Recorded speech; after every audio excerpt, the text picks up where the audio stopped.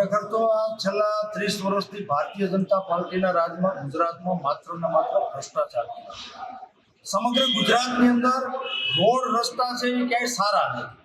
જે 3 વર્ષની guarantee period વાળા હોય, 7 વર્ષે રોડ નવો બનાવવાનો હોય તો 3 વર્ષની ગેરંટી પીરિયડ વાળા રોડ 3 મહિના ટકતા, જેના ભાગરૂપે અમરેલી શહેરમાંથી પસાર થતો લાઠી રોડ સંપૂર્ણ રોડ છે આરસીસી નો બનાવવામાં આવ્યો। હજી તો 3 મહિના પહેલા જ રોડ છે એ બનાવ્યો છે, હજી તો એનું લોકાર્પણ પણ કર્યું નથી અને રોડની અંદર મસ્ત મોટી તિરાડો પડી ગઈ હતી। લોક ફરિયાદ અને વિપક્ષે જ્યારે અવાજ બુલંદ કર્યો ત્યારે ના છૂટકે પણ એ રોડ છે એ ફરીવાર તોડીને બનાવવાનું કામગીરી છે એ શરૂ કરવામાં આવી છે। જ્યારે કોન્ટ્રાક્ટરને કે સુપરવાઇઝરને પૂછવામાં આવ્યું કે ભાઈ આ રોડ શા માટે બનાવીને 3 મહિનામાં તોડવામાં આવ્યું, તો એ લોકો એવા જવાબ આપે છે કે ભાઈ સેમ્પલ ફેલ।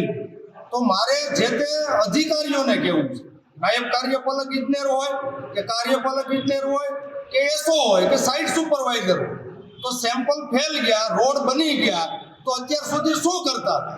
એની ક્યાંક ને ક્યાંક મીઠી નજર તળે અધિકારીઓને ભાજપના નેતાની ભાગ બતાવીને હિસાબે આ રોડ છે નબળી ગુણવત્તાવાળા ગયા છે અને ટૂંકા સમયગાળાની અંદર 3 મહિનાની અંદર લોકાર્પણ કર્યા પહેલા તૂટી ગયા।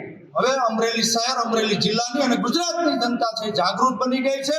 ટૂંક સમયની અંદર જ્યારે સ્થાનિક સ્વરાજ્યની ચૂંટણી આવતી હોય, તાલુકા, જિલ્લા પંચાયત, નગરપાલિકા અને મહાનગરપાલિકાની ચૂંટણી હોય તો આ ગુજરાતની જનતા આ ભ્રષ્ટાચાર ફેલાવનાર, આ નબળા રોડ બનાવનાર આ ભારતીય જનતા પાર્ટીને જાકારો આપવાનું કામ કરવાનું।